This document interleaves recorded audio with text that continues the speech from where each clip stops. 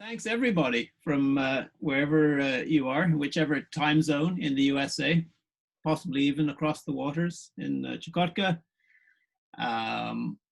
certainly in the USA and Canada and Europe. Wherever you are, a big welcome and thank you for joining us, perhaps even people out in the Far East. Look, today is our, I think our third foray in the Arctic environmental humanities. And it's a real pleasure to be able to introduce Bathsheba Demuth. She is the author of Floating Coast, which is really the key attraction in a way that brings us to today. It's essentially a kind of bestseller in environmental history, a book that has received many plaudits, as the quotes and the covers from people like my colleague Robert McFarlane, Amitav Ghosh attest to. It's the winner of the 2020 George Perkins Marsh Prize and a host of other awards. So without doubt, impressive writing and scholarship. And since Bathsheba, you've been kind enough to share a chapter of the book, then everybody or most of us who've had the chance to read it will also have appreciated the writing. And so I want to move on and actually just say a little bit about the sensibilities that you bring to your writing, which is, I think, where it comes home and wins special appreciation. And I found that as a historian, it's actually the deftness of your touch, what you don't say sometimes as much as what you do say. We want to say it's cutting edge environmental history, to be sure, but it's also the way in which it's knowledgeable and quietly and acknowledges so many other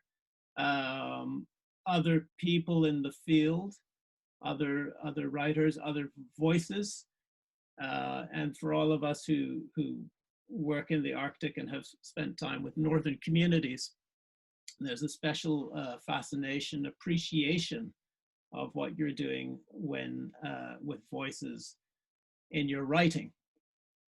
There are not that many scholars who are writing across the American and Russian political boundaries, and fewer still, for sure, who are familiar with with the adage that marine mammals know no boundaries, and with the environmental regulation histories and a real feel clearly for these communities, where I understand you've not only lived in Alaska, but also on the other side at different times in your research and your life. I don't want to say too much more, because I think your writing does the talking. I do want to just take a moment to back up and say that Bathsheba came to environmental history, I suppose, as many of us have done, through different routes, through an interdisciplinary journey. She made a journey in away from Brown University to the West Coast and back again. And I was very interested to read, actually, that you have a BA in trauma studies, I understand from your CV, which I didn't know there was such a thing, but I can entirely believe that there should be such a program, and I would love to know more about it. And I'm sure that's be interesting to know how much that has shaped your subsequent interests. Bathsheba went on to study at Berkeley, where she did her master's degree and her PhD in 2016. And she is now an assistant professor of environmental history back at Brown University. So a very warm welcome to you. Great appreciation for joining us. We're very proud of being able to host you today. And we look forward to you. I think you're going to talk now with some slides to us for a period of 20 minutes or so. And the title of your talk today is Arctic Energy Before Petroleum, or What Whales Can Tell Us About Writing History. Over to you. Thank you so much, Michael, and thank you also to Adriana for this invitation. It's a real pleasure to be able to join you this evening or this morning or this afternoon, depending on where on earth you are. And it's a real pleasure to be part of this series, coming right after Spjelker Sorlin and before Runetle Arluk is quite the shoes to fill. So hopefully I can do justice to the really wonderful guests that Michael and Adriana have lined up. And thank you also for that really warm welcome. I'm from Iowa, which means that when I'm complimented in public, I feel like I should probably catch fire and spontaneously combust. So what I want to do today is share with you, kind of within the remit of this seminar series about the humanities in the far north, some kind of observations and thoughts that came from the writing of the book and that are based on the first couple of the chapters of Floating Coast. So what I want to share with you today really are observations about what a discipline of the humanities, which is history, the discipline that I'm trained in, might take from thinking beyond the human. So kind of a humanities that includes more than humans, if that makes any sense, if you're thinking about a discipline bounded by the word human right at the front, and what that might offer to our thinking about the Northern Arctic. And for me, this is a story that starts in a space that geographers call Beringia, which, if you can see on the map on your screen there, encompasses the very far northeast of Russia, basically east of the Kolyma River Valley, all the way over to the Mackenzie River Delta in what is now Canada. In my work, I focus really on the Seward and the Chukchi peninsulas, which you can see on that map as the pieces of Eurasia that are reaching out toward each other in the Bering Strait. They're separated now by about 50 miles of ocean, so they're quite close. And they're places along this kind of verge of the Eurasian and North American continents that are really defined by what you see in the bottom photo here, which is the sea ice. The formation of new ice each autumn and the melting of ice in the spring helps to circulate nutrients through the ocean's water column. And this makes the Bering Sea and the Chukchi Sea, just to the north of it, some of the richest biological communities on Earth in terms of the number of different species and the capacity of those species to fix carbon from sunlight. And that is the process that ecologists call primary productivity, and it really anchors life on this planet. It's the source of the energy that any non-photosynthetic organism, like a person, has to use in order to create their own lives. So in the Bering Sea, there's kind of a three-part kind of movement between different kinds of organisms that host this really rich ecosystem. It rests on phytoplankton, which is the background of this slide, which rest dormant within the sea ice during the winters and then bloom in millions and millions of these tiny diatoms and algae in the spring. And they feed, in turn, hosts of krill, which is the middle slide, which are nearly microscopic crustaceans by the tens of millions. So these huge spools of tiny shrimps that sometimes are so dense that you can see them from the surface of the water. They look like slicks. They turn the water sort of red. And those krill are the primary food source of the animals that are really going to be the focus of my talk today, which are bowhead whales. Bowheads grow to over 100 tons, and they are almost 50% fat by volume. They are some of the most calorie-dense animals on Earth, if you just think about the amount of energy that they're able to condense into their bodies.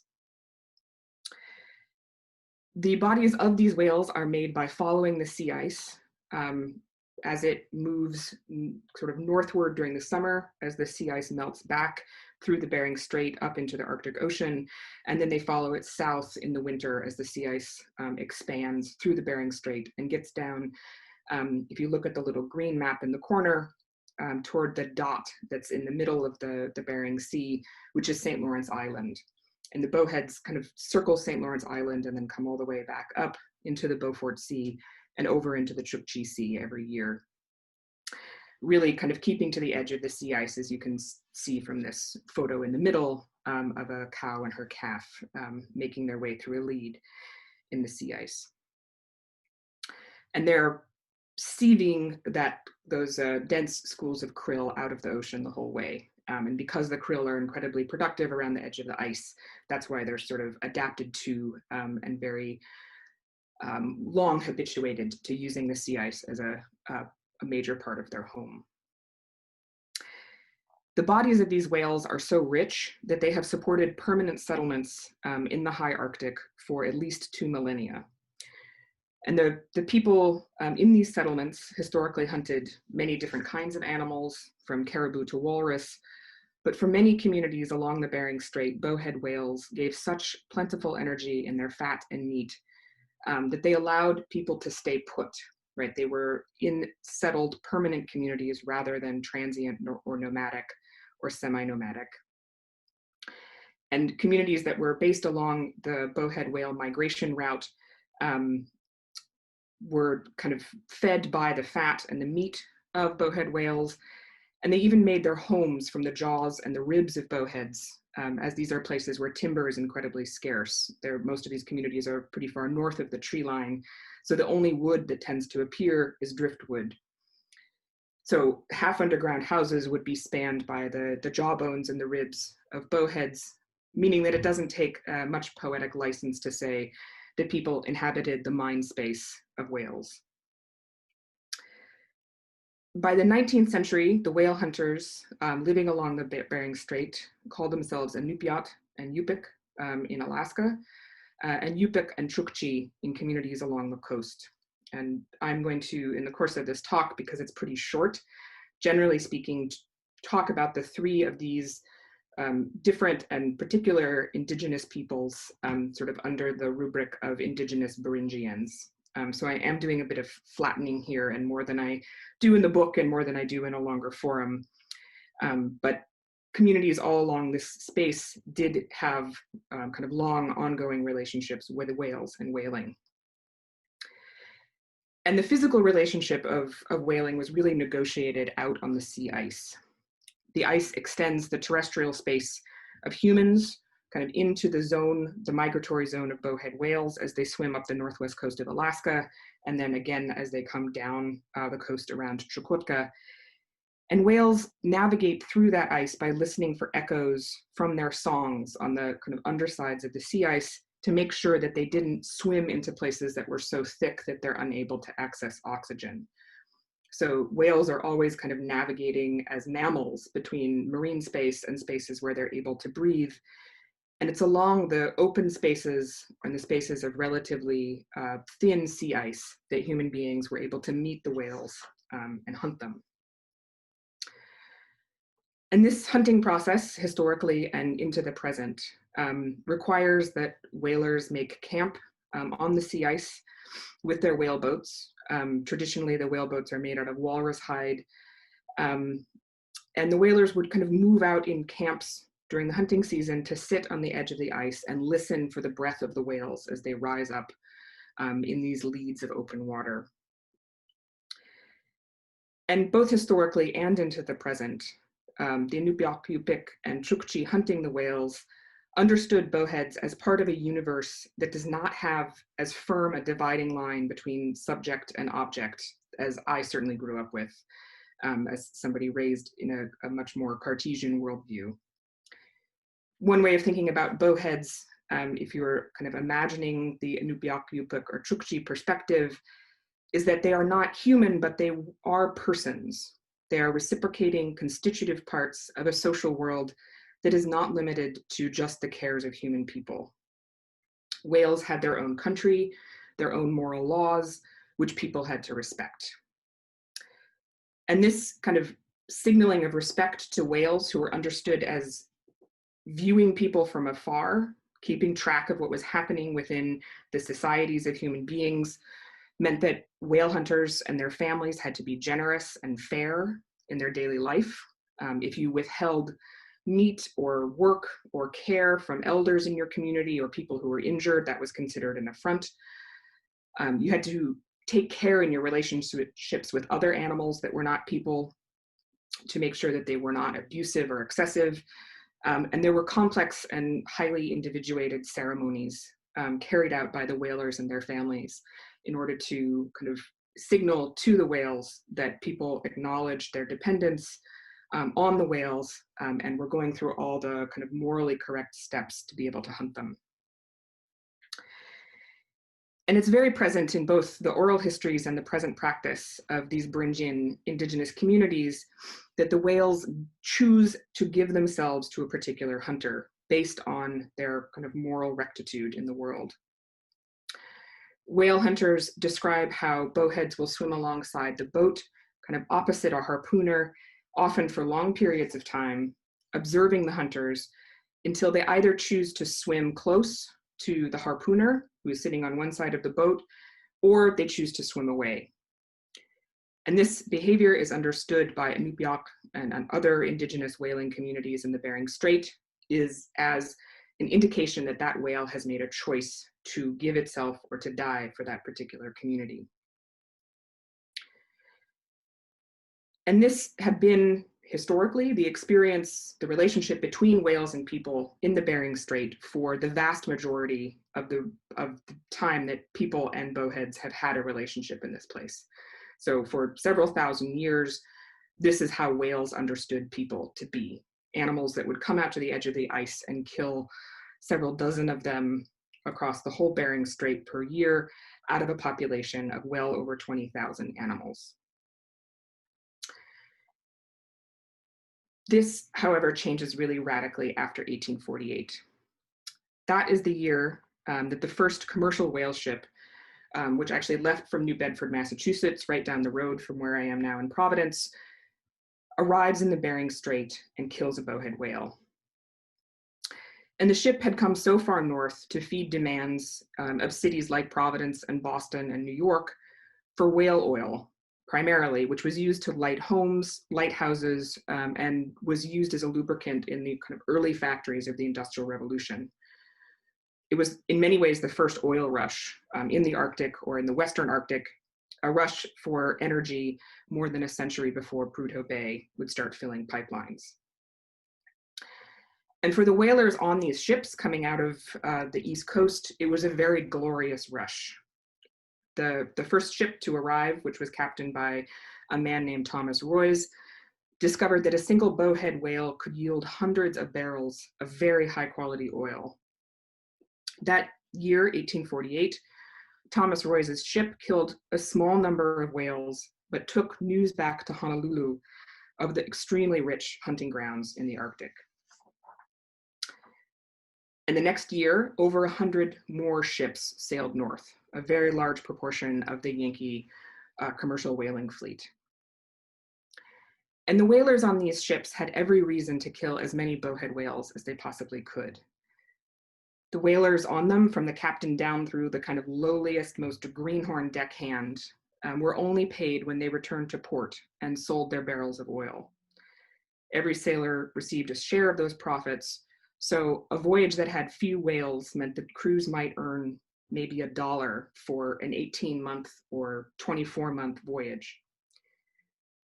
So the Arctic looked like an answer to potentially empty whale ship holds, as the Yankee fleet had been kind of whaling out the species that were readily available to these Moby Dick style tall ships throughout the end of the 18th and the 19th century. So arriving in the Arctic and finding all of these bowheads was a real bonanza. And the ship's logs are filled with stamps like the ones that are on the screen here that indicate the kind of whales killed. If you see the whale at the top, there's a hollow box in his belly. If that whale had been successfully killed, the log keeper would have written the number of barrels of oil that were refined out of it into that box. In this particular case, that bowhead got away, so there are no barrels of oil represented there. And this is a logbook from the very early part of the Yankee whaling period, when the whalers noticed that the animals were extremely docile and easy to hunt. And one of the whalers wrote that it was almost as if they desired to die. But then in 1852, so just 4 years after the first whale ships from the East Coast arrive in the Bering Strait, something starts to change. The something, it seems from whalers' logbooks, is how the whales learned to use the sea ice. Upon seeing a ship approach, groups of bowheads would dive and surface closer to the pack ice where it was difficult for whaleboats to approach them. And as you can see from this quote by a whaling captain, the whales became very shy and appeared to work their way northward, losing their pursuers in the sea ice. And observations like this of the whales appear all over the shipping logs starting in about 1850, with kind of increasing levels of angst. The log keepers describe whales that are getting shy, whales that are getting canny. They apply all sorts of new descriptors to the animals that they're trying to hunt. And of course, whales moving into the sea ice is pretty dangerous for captains of wooden ships. They don't want to get close to the pack ice because it shifts relatively quickly, and they knew that their ships were at danger of wreck if they were too close to the edge of the sea ice and the wind changed or the currents shifted the ice into proximity. So there's only so close they can get initially to the edge of the sea ice. And the consequence of this is for a few years was a lament kind of over and over again in the logbooks of no whales, no whales. And after a harvest of less than 150 bowheads in total, in 1854, the Yankee fleet essentially abandons hunting in the Bering Strait. They decide to try waters in Bristol Bay and they go hunting off of Kamchatka, but they give up on the Arctic fishery.